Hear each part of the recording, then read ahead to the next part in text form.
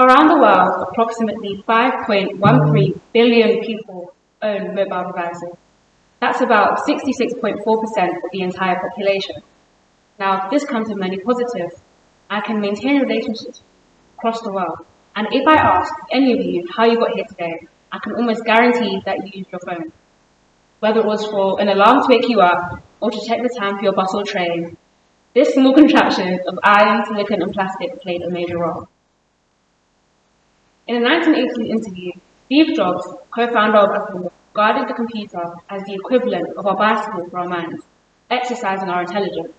And nearly 40 years on, many could argue that modern technology has done this. But could we also argue that technology has surpassed our dreams of being a solution to many of our problems and instead become one of its own? In 2008, the UK Post Office coined the term nomophobia, a psychological condition in which people feel high levels of anxiety when they cannot maintain mobile phone connectivity. On comparing the stress levels, it was found that the anxiety one feels they cannot access their phone is equivalent to that of someone on their wedding day. Why would not being able to reach your phone give you this much anxiety? In the 21st century, specifically in the Western world, it's almost impossible to escape from the grasp of modern technology. Technological advancement has meant that these small devices become pivotal to the point of necessity in our daily routine. What if you didn't have your alarm to wake you up, or be able to check the time for your bus or train? Would you have been able to make it? For the majority of us, the answer would be no. Instead of using technology to build onto our intelligence, we've instead begun to rely on it as a source of intelligence. In 1997, the first social media platform, 6 Degrees, was created, and in 2001, MySpace reached a goal of 1 million monthly users. This can be regarded as the beginning of social media as we know it. However, I didn't think anyone would expect 3.96 billion users today. There are several positive qualities that come with social media.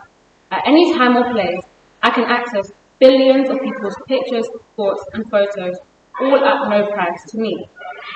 But these social media platforms have a combined net worth of approximately $556.4 billion. So if I'm not paying for it, then who is?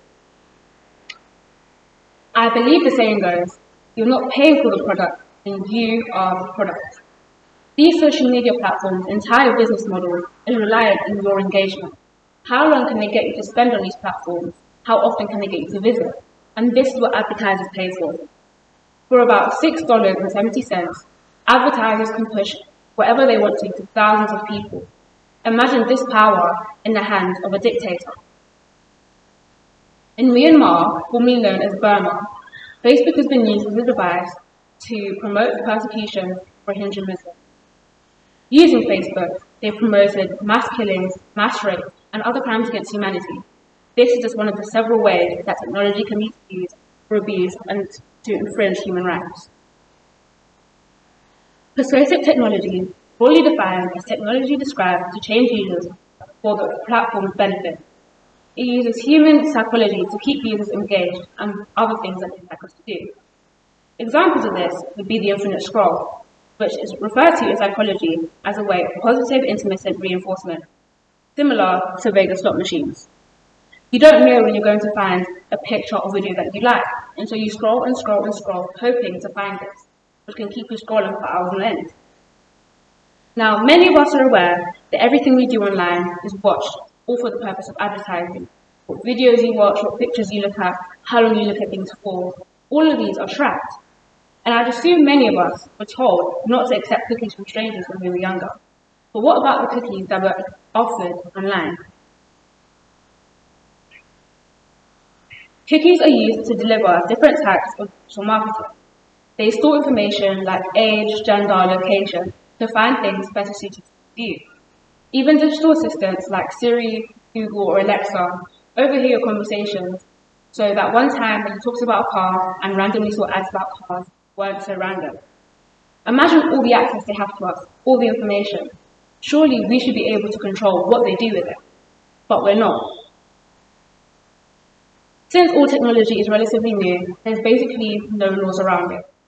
And many of us used to regard when artificial intelligence would surpass human strength.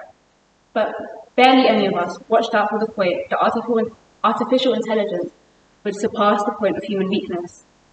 It's hard to see the existential threat in technology, as it's a utopia and dystopia at the same time.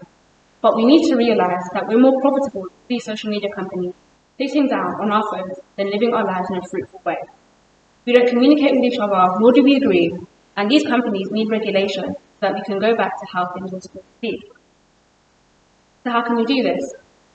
Turning off your notifications, setting a time budget, not accepting cookies online, making sure to fact check all information you come across on social media, making a balance between how much time you spend online or offline, and uninstalling apps which aren't beneficial to your life. In this way, we can fight for a better world in which technology is used to better us. Thank you for listening.